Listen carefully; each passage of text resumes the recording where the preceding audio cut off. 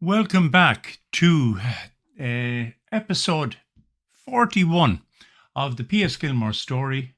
And this is, I hope, appropriately titled Success or Failure, because we're going to look at the tour of Gilmore's band to Europe over the 150 concerts and you're going to decide basically success or failure. Here's the gentleman who started all the questions back home, Frederick Bent. We don't know what his motivation was. Was he jealous of the two other cornet players?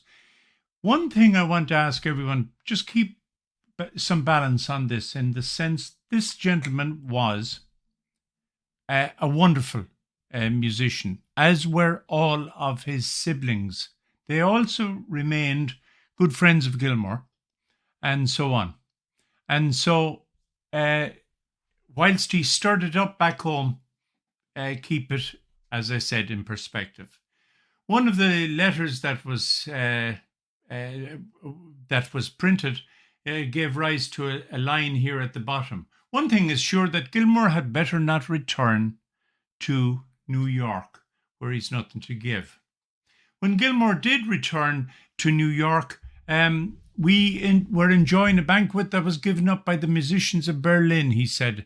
And when a letter came enclosing a newspaper slip announcing our failure, it was like a thunderbolt, for we had not failed and had no idea of such a thing. Paris was our only cloud. We arrived there on the 3rd, decided to give a concert on the 4th. So, we've got the conundrum here. What happened? What was the confusion? And where did it come from? Because it kept churning in America. Oh, Gilmore's trip is a failure, etc., etc. And it must have been pretty difficult for both the people back home as well as Gilmore's band itself. Here's an example of good publicity. Pat Gilmore's band met with great success in Dublin, Liverpool, and London, and nothing could be closer to the truth. They really did.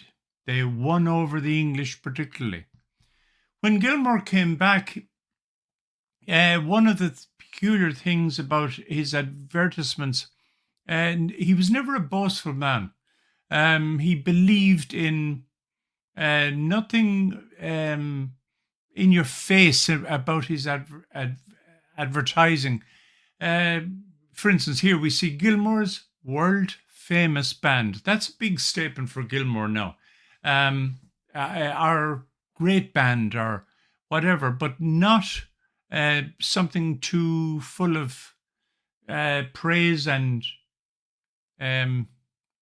here's another one, just simply Gilmore's famous band of 40 instruments. He believed in letting his music, letting the performances, letting the soloists advertise their skills, their abilities, and so on. And then leaving the audience to decide. Gilmore's celebrated band here we have. And again, he could have gone into far more colourful or whatever type of advertisements, but no, that wasn't him. Gilmore's famous 22nd Regiment Band, always done with a sense of class. Sense of class, not just about his own band and himself, but about his country. And that on the individual merits, they would win over any argument. Here's from the Southern Exposition, 1884. So we're 6 years out of Europe at this stage. And again, there's nothing other than the most famous bands of the world, largest and most whatever. Here's the letter that was written back in 1878 by Sarro. Your band is of the first order. Its tone and time are extraordinary, combining a sublime softness and fullness. The conception of the pieces played is artistic in the highest degree. Any listeners would imagine your band a string orchestra were he not convinced in advance that it is composed of wind instruments only. The discreet accompaniment to the solos is particularly masterly. Mr. Gilmore, you can without fear place your bands on the same footing as the very best military orchestras in Europe.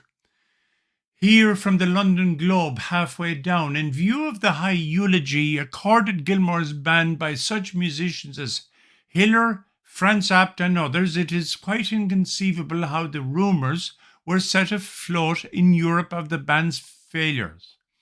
These reports, which are utterly untrue, must have emanated from some jealous rival intent on injuring Gilmore and his musicians at home.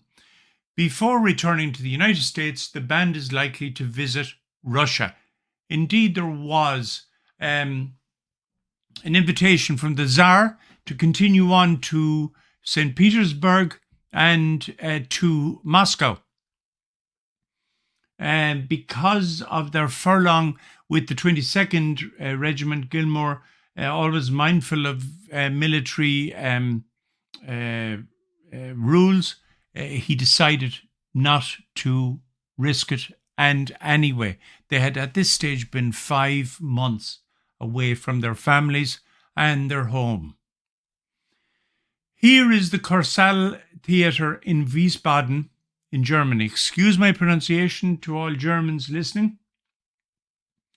But at this theatre, it was Gilmore who played his last concert in Germany before returning home.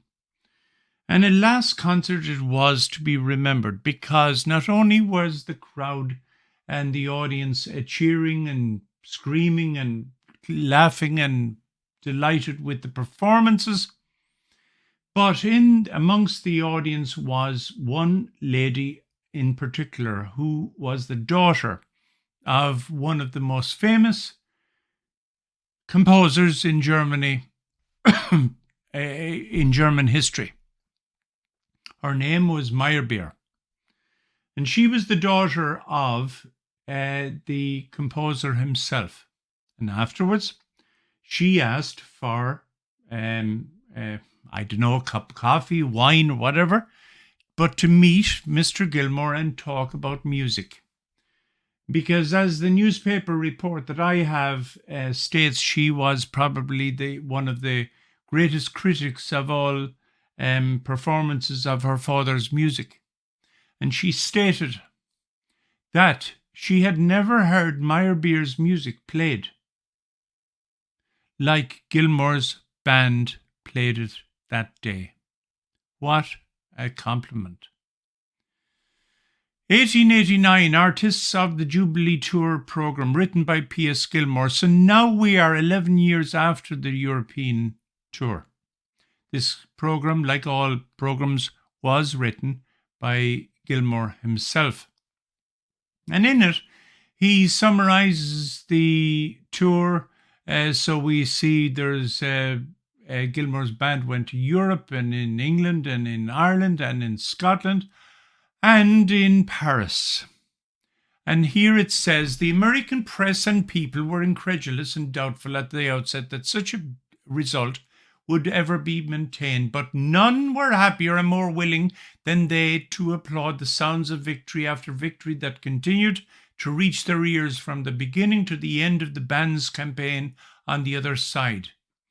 From Bangor to San Francisco, calls came pouring in to have a visit from the organization and the successive tours upon tours, etc. Here is Gilmore's final words, especially on Germany. Our reception in every part of Germany was on the same generous and enthusiastic scale, and our German friends everywhere passed the highest encomiums on the proficiency of our organization. Franz Abt wrote me a letter. Herr Sarro, the chief of the Kaiser band, was equally kind, as was von Bülow, Woutamp, and Karl Rosa. The German bands play strong, fine music, but of a rough quality. It lacks the refined character of that of our best American organizations. We never had any other we never had other than reason to be satisfied with the result of a comparison between our style and theirs. He was asked, was the trip a financial success? He says, I never expected to make money. If I could take the band over and back and pay expenses, I would be satisfied. My aim was to establish our success on a musical basis, and this we have done by the unanimous admission of the press and the public of Europe. And that, ladies and gentlemen, is the final word to Gilmore himself. His aim was to establish his success on a musical basis. And he had done so. He had conquered everywhere he had played. His band was, without doubt, the leading organization in the world at that stage. And from the exposition in Paris, later on, they were presented the Best Band Medal, which now sits in University of Maryland Special Collections. And it's from Paris in 1878. Here's the cover of the medal box. Beautiful leather cover with the medal inside. And thinking of this, he had been up against the best that was offered by the French. The best that was offered by the orchestras, including the orchestra from La Scala. Imagine. And they had beaten off all, in spite of their agent disappearing and so on and so forth. It was a wonderful success, not just for Gilmore's band, as it happens, but for America, because forevermore, America would be at the altar of the highest musical performance in the world as a result of Gilmore's innovation, his imagination, and his abilities to organize what would become recognized as the greatest band in the world.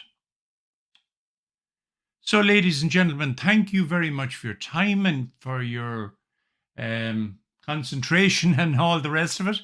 I hope you've enjoyed this. Please click subscribe and like. If you have any comments, also send them to me at gilmoresband@gmail.com as before, and we'll be back next week with another story from P.S. Gilmore Story. Thank you very much. Bye.